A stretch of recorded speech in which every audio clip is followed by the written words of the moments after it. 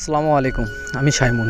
আজকে সকাল থেকে একটু গুঁড়ি গুঁড়ি করে বৃষ্টি হচ্ছে, তাই ভাবলাম যে একটু নদীর পাড় থেকে ঘুরে আসা যাক। এই যে আশেপাশে দেখতেছেন ধান ধান অটোমেটিকলি পাকে গেছে। তো আজকে আমাদের ধান কাটার কথা ছিল, বৃষ্টির কারণে আর ধান কাটা হইলো না। এইদিকে বেগুন বাড়িতে পানি জমে গেছে, এই পানিগুলো কাটে দিতে হবে। এগুলো হচ্ছে আমাদের ধান। আজকে কথা ছিল, কিন্তু বৃষ্টির কারণে ধানগুলো কাটা হয়নি।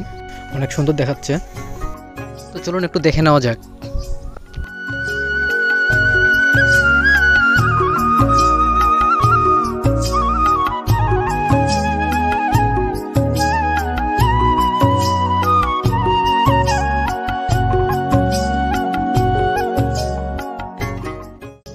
পরে আসতে দেখবেন অনেক বড় বড় লিচুর বাগান। এবার বাগানে খুব একটা লিচুর ফলন হয়নি, কিন্তু হয়তো আসতে গেলে আপনার বাগানের ভিতর দিয়ে আসতে হবে।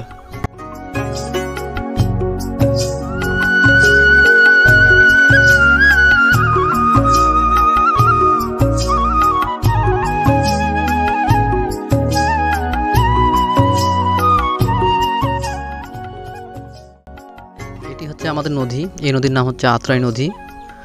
নদীতে মন আসলে ভালো হয়ে যাবে, একা নিরিবিলি সময় কাটানোর জন্য।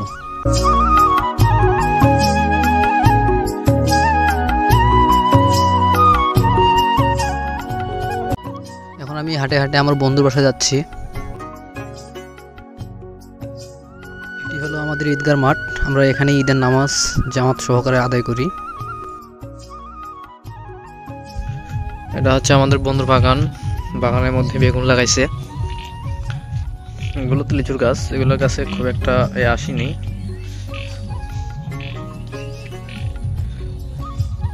কি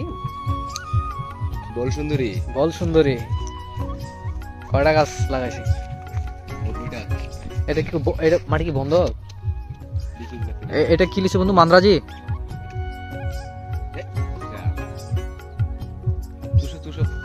না, আমি এগুলো খাও না। টমেটো কার বন্ধু?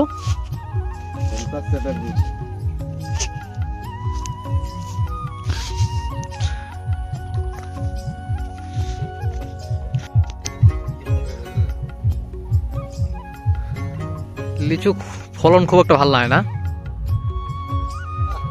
বেগুন খেতে এই যে পানি জমে গেছে, এই পানি হলে বেগুন খেতের জন্য খুব সমস্যা। যদি নাগাতার পানি হয় এইভাবে, তাহলে বেগুন গাছ মরে যেতে পারে।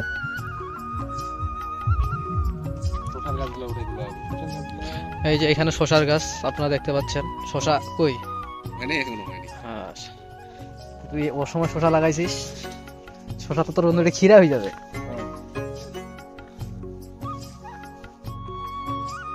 আজকে এ পর্যন্ত, দেখা হবে পরের নতুন কোনো ভিডিও। তো সবাই ভালো থাকবেন, সুস্থ থাকবেন। আল্লাহ হাফেজ।